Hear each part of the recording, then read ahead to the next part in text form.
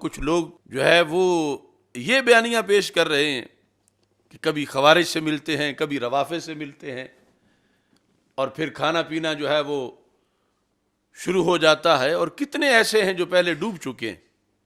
ہمارے دیکھتے دیکھتے یہ پالیسی منہاج القرآن والوں نے اپنائی تھی، اور اس کی نحوست کتنی بڑی، اور کہاں تک وہ وبال آیا. اب جو بچے ہوئے لوگ ہیں، اب پیچھے ہم نے گفتگو کی کراچی میں جو وفد آیا، اور اس کے بعد اب حیدرآباد میں بھی وہ وفد ایک اور روافض کا آ گیا. یعنی توجہ نہیں کی جا رہی.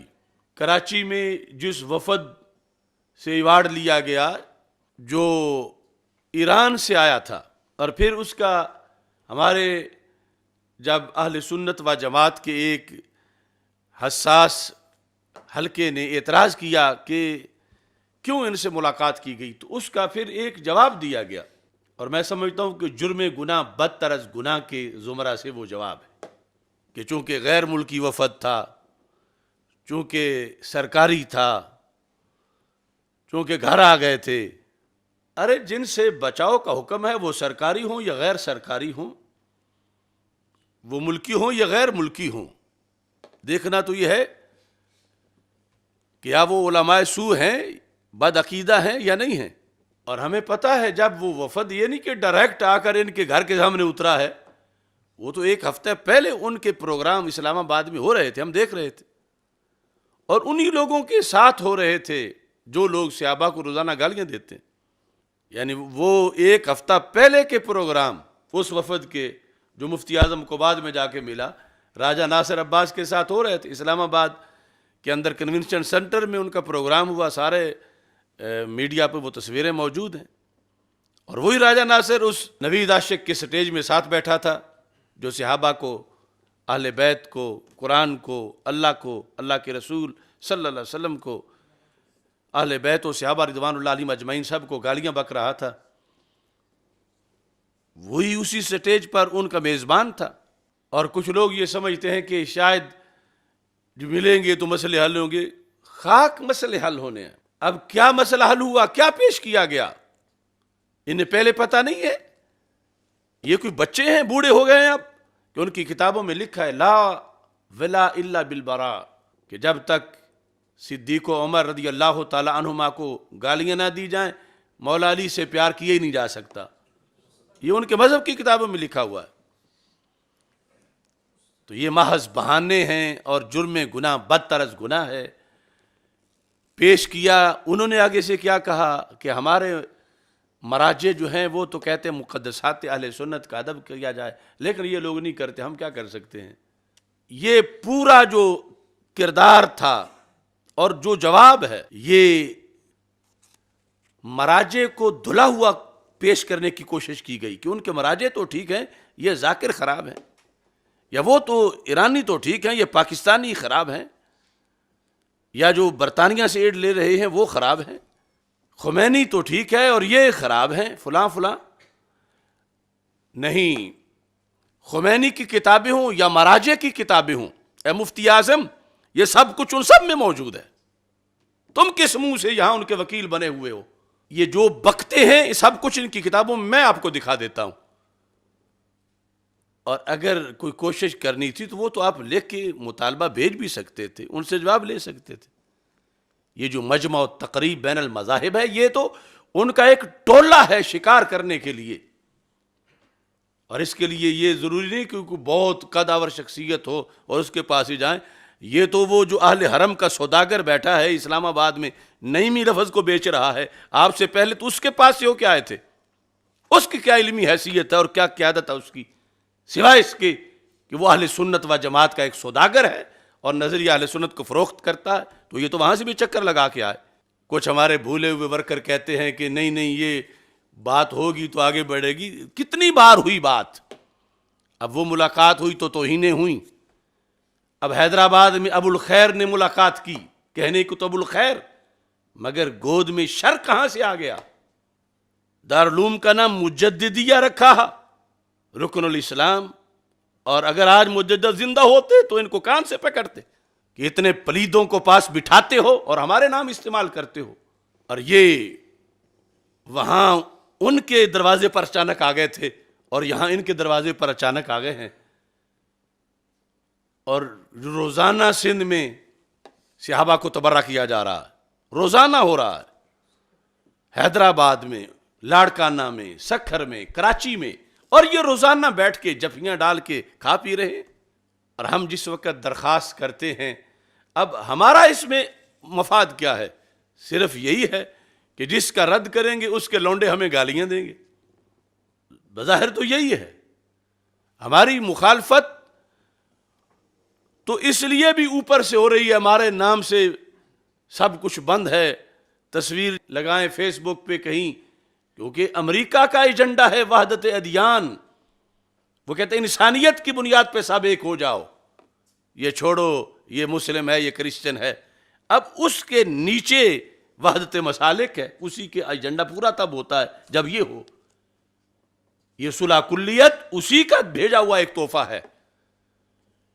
ان لوگوں کو اوپر سے چھتری ہے، اوپر ہاتھ ہے، اس لیے منہاج القرآن کے سرغنے کو اپنی گود میں انہوں نے بٹھایا ہوا ہے۔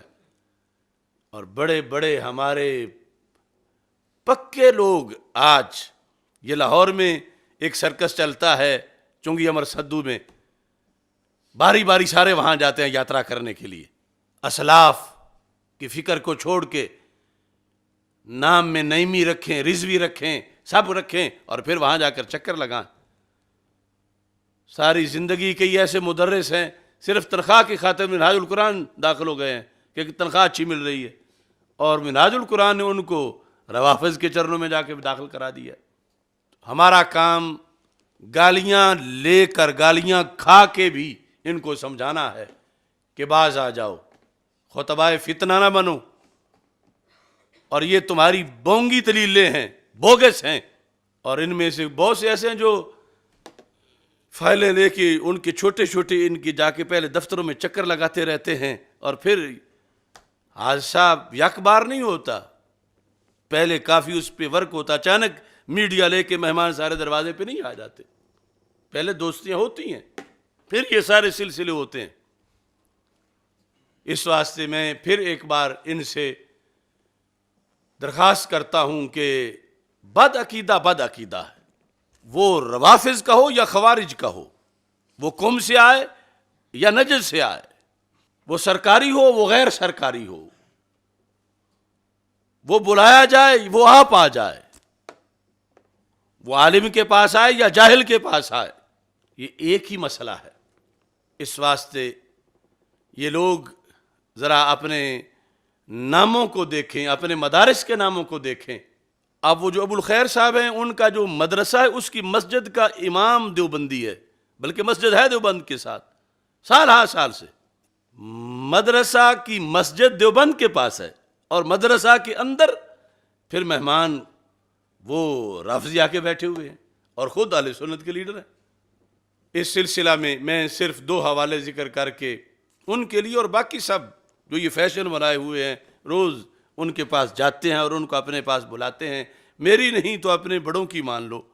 یہ الابانہ کے اندر یہ بات موجود ہے، الابانہ جلد نمبر 1، اس کے مصنف جو ہیں شیخ الاسلام امام ابن بطہ، 387 ہجری ان کی وفات ہے، 34 صدی ہجری کے اتنے بڑے امام، انہوں نے اپنی کتاب کی جلد نمبر 1 کے اندر یہ بات لکھی ہے، اور پھر اپنی نہیں لکھی، سند سے امام ابو الجوزا ان کا یہ فتویٰ لکھا ہے۔ وہ کہتے ہیں لئن تجاورنی القردۃ والخنازیر فی دار احب الی من ان یجاورنی رجل من اہل الاہواء، کہتے ہیں اگر میرے گھر میں بندر اور خنزیر آ جائیں یہ تو برداشت کر لوں گا، مگر میرے گھر میں کوئی بد عقیدہ آئے وہ میں برداشت نہیں کروں گا۔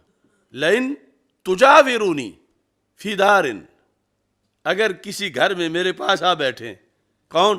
القردۃ والخنازیر، بندر اور خنازیر آ جائیں، احب الیہ، یہ تو میرے نزدیک پسندیدہ ہے کہ مجبوراً بندروں خنزیروں کے پاس بیٹھنا پڑ گیا، کس کے مقابلے میں؟ من ان یجاورنی رجل من اہل الاہواء، کوئی رافضی، خارجی، کوئی معتزلی میرے گھر میں آ جائے، اس کے مقابلے میں خنزیر آ جائیں تو میں برداشت کر لوں گا۔ کیوں؟ کہتے ہیں خنزیروں کے بارے میں تو یہ آیت نہیں آئی، ان کے بارے میں آیت آئی ہوئی ہے کہ جب خنزیر میرے گھر آ گئے تو مجھے قرآن ویسا نہیں کوسے گا جیسے ان کی وجہ سے کوسے گا۔ کہتے ہیں وَقَدْ دَخَلُوا فِي هَذِهِ الْآيَةِ، یہ جو اہل احوا ہیں، بد عقیدہ یہود نصارہ کی ابھی بات نہیں ہو رہی، یہ تو یہود و نصارہ کو بھی جپے لگانے والے ہیں، طاہر القادری کے لونڈے۔ وَإِذَا لَقُوكُمْ قَالُوا آمَنَّا وَإِذَا دَخَلُوا عَدُّوا عَلَيْكُمُ الْأَنَامِنَ مِنَ الْغَيْظِ وَإِذَا لَقُوكُمْ قَالُوا آمَنَّا، جب تمہیں ملتے ہیں تو کہتے ہیں بس ہم تو مقدسات اہل سنت کا ادب کرتے ہیں، ہم تو ایک جیسے ہیں، کوئی بات ہی نہیں، کوئی اختلاف ہی نہیں۔ وَإِذَا خَلَوْا عَدُّوا عَلَيْكُمُ الْأَنَامِلَ مِنَ الْغَيْظِ، اور جب علیحدہ ہوتے ہیں تو پھر تبرئے کرتے ہیں صحابہ کے بارے میں۔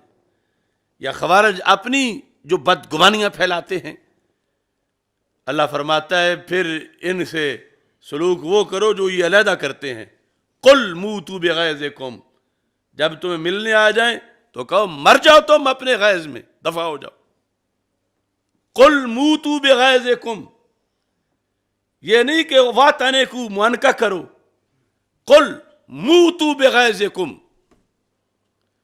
اولین خطاب تو رسول پاک صلی اللہ علیہ وسلم کو ہے، اس سے اخذ کیا آگے ابو الجوزا نے کہ یہ لوگ اس کیٹاگری کے ہیں کہ انہیں موتو کہا جائے، مر جاؤ، مردہ باد۔ موتو بغیظکم ان اللہ علیم بذات الصدور۔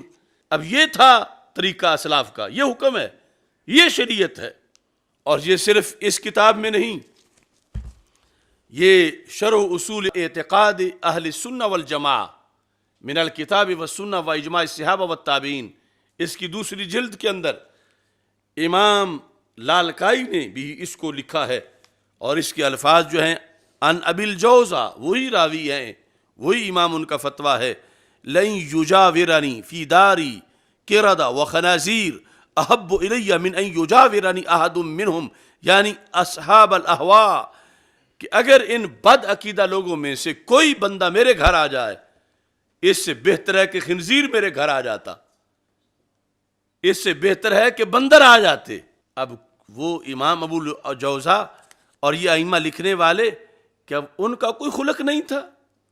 کہ ان کو رواداری کا کوئی پتہ نہیں تھا؟ کیا وہ تنگ نظر تھے؟ کیا انہیں نہیں پتا تھا کہ گھر آیا مہمان ہوتا ہے؟ وہ کہتے ہیں میرے گھر میں خنزیر آ جائے وہ اچھا ہے اس سے کہ میرے گھر میں بد عقیدہ آئے، صحابہ کو گالیاں دینے والا ہے۔ یہ صفحہ نمبر 148 ہے اس کتاب کے اندر۔ اور پھر یہ اصحاب احوا کا جو لفظ بولا گیا، کاش کہ یہ ابو الخیر صاحب اپنے بزرگوں جن کے نام پہ لوگوں سے اعزاز لیتے ہیں ان کی توضیح العقائد ہی پڑھ لیں۔ اصل حوالہ تو حاشیہ طحطاوی کا ہے کہ یہ اہل بدعت اہل احوا کون ہیں جن کی وجہ سے ہم آج کہہ رہے ہیں کہ تمہارے پاس کیوں آئے، کیوں جاتے ہو ان کے پاس۔ یہ حاشیہ طحطاوی جلد نمبر 4 کی یہ صفحہ نمبر 153 پہ پوری عبارت جو لکھی ہوئی ہے۔ چلو وہاں سے نہیں پڑھ سکے تو کم از کم توضیح العقائد میں حضرت شاہ محمد رکن الدین الوری رحمۃ اللہ علیہ کی یہ کتاب ہے، عقائد کے حوالے سے اردو میں ہے، صفحہ نمبر 8 پہ لکھا ہے کہ نجات والا فرقہ کون ہے اور اہل ہوا کون ہیں، اور اہل بدعت یعنی جن کا کوئی آ جائے تو بہتر ہے کہ خنزیر آتا وہ نہ آتا۔ انہوں نے لکھا ہے وَهَذِهِ طَائِفَةٌ النَّاجِيَةٌ قَدِ اجْتَمَعَتِ الْيَوْمَ فِي الْمَذَاهِبِ الْأَرْبَعَةِ هُمُ الْحَنَفِيُّونَ وَالْمَالِكِيُّونَ وَالشَّافِعِيُّونَ وَالْحَنبَلِيُّونَ وَمَنْ كَانَ خَارِجًا مِنْ هَذِهِ الْمَذَاهِبِ الْأَرْبَعَةِ فِي ذَلِكَ الزَّمَانِ فَهُوَ مِنْ أَهْلِ الْبِدْعِ وَالنَّارِ۔ نیچے ترجمہ بھی لکھا ہوا ہے، یعنی یہ گروہ ناجیہ اہل سنت بند ہے 4 مذہبوں میں۔ کون؟ حنفی، مالکی، شافی، حنبلی، یہ سنی ہیں۔ اور جو کوئی خارج ہوا ان 4 مذہبوں سے اس زمانہ کے اندر پس وہ اہل آوا سے ہے، بدعتی ہے، دوزخی ہے. یعنی جو لفظ، جو فتویٰ امام ابو الجوزا کا تھا جن کے بارے میں، ان کی وضاحت کی انہوں نے کہ ان چار سے ہٹ کر جو ہیں وہ سب اسی ٹولے کے ہیں. حنبلی، مالکی، حنبلی، شافی، حنفی، حنبلی، مالکی، یہ اہل سنت ہیں، اور ان سے ہٹ کر وہ اہل بدعت ہیں، اہل اہوا ہیں. وہ خارجی ہوں، وہ رافضی ہوں، معتزلی ہوں، مرجیہ ہوں، قدریہ ہوں، ان سب کا اس انداز میں ذکر کیا گیا. اس بنیاد پر یہ ضروری ہے ہمارے علماء سمجھیں اور اس طرح کے جو چسکے لیتے ہیں ان سے باز آ جائیں. اور اللہ کا فضل ہے کہ اہل سنت میں بیداری آ چکی ہے. اب یہ سنی کانفرنس منعقد ہوئی، کتنے پیروں کے مرید آئے جو اپنے پیروں سے بغاوت کر کے آئے، کتنے لیڈروں کے کارکن ان سے منحرف ہو کر آئے. اور یہ بیداری آ رہی ہے کہ ان لوگوں کو مسترد کیا جا رہا ہے. ان کے لیے وقت ہے کہ یہ بعض اپنی جگہ پہ آ جائیں. عزت اسی میں ہے. اپنے باپ دادا جن کے نام پہ عزتیں لیتے ہیں ان کا لکھا ہوا پڑھیں، اس کے مطابق اپنے آپ کو کریں.